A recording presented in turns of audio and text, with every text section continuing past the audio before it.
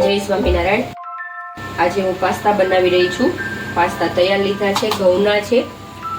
આપણે જેટલા સભ્ય હોય એ પ્રમાણે પાસ્તા બનાવી શકાય છે। પાણી ગરમ કર્યું છે। ગરમ પાણીની અંદર પાસ્તા ઉકાળવા માટે નાખી દઉં છું। પછી તેની અંદર મીઠું નાખી દઉં છું, જેના હિસાબે થોડુંક પાસ્તામાં મીઠું ચડી જાય। થોડુંક અંદર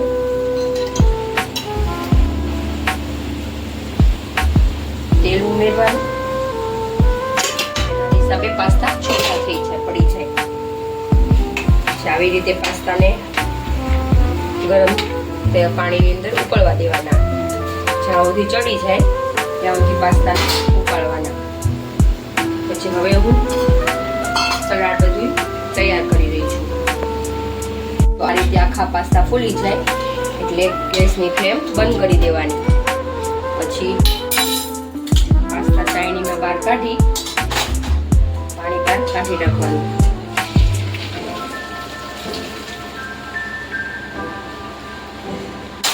આ રીતે પાસ્તા પાણી બહાર કાઢી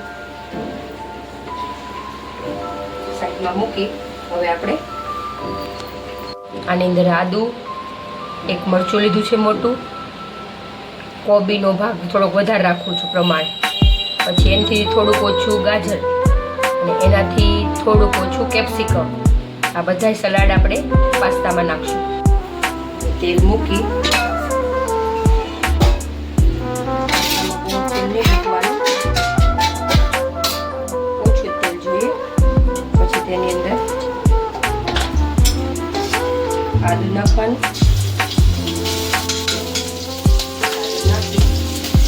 મરચાં નાખવાના,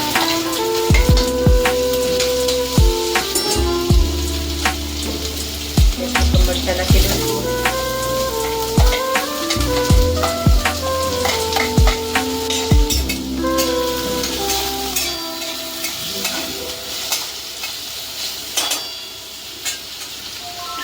પછી ગાજર નાખી દઉં છું,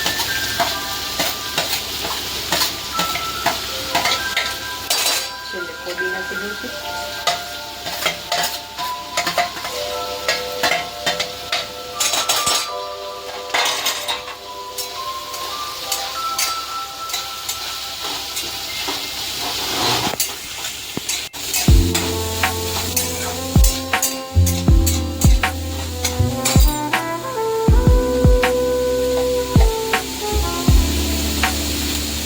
પ્રમાણમાં મીઠું નાખવાનું,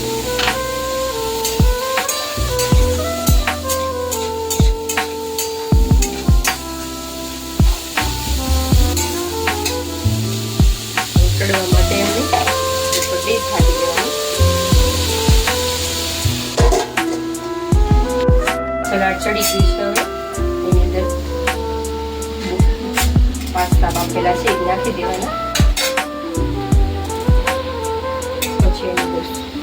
ટમેટો કેચઅપ નાખવાનો, ખાટો સોસ તો તમારે જેટલો ભાવે એટલો નાખી શકાય। થોડું લાલ મરચું નાખવાનું, થોડીક હળદર નાખવાની, પછી નૂડલ્સ મસાલો છે, જૈનનો મસાલો, મસાલો નાખી દેવાનો।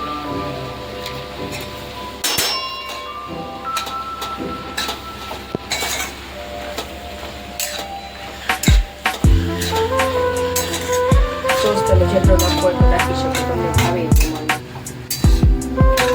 પાસ્તા મસાલો છે, નૂડલ્સ મસાલો પણ નાખી શકો।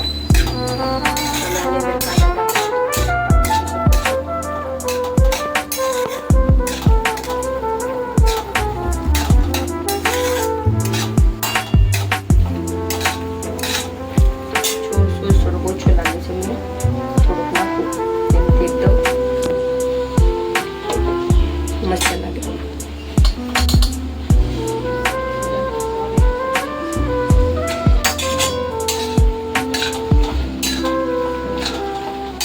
છેલ્લે ચાખી નમક ને એવું લાગે ઓછું હોય કેવું તો નમક તમે નાખી શકો છો ઉપરથી, થોડું ઘણું ઓછું હતું। મસાલા તમે તમારી રીતે કરી શકો છો, તીખું ખાતા હોય તો થોડું તીખું પણ નાખી વધારે કરી શકો।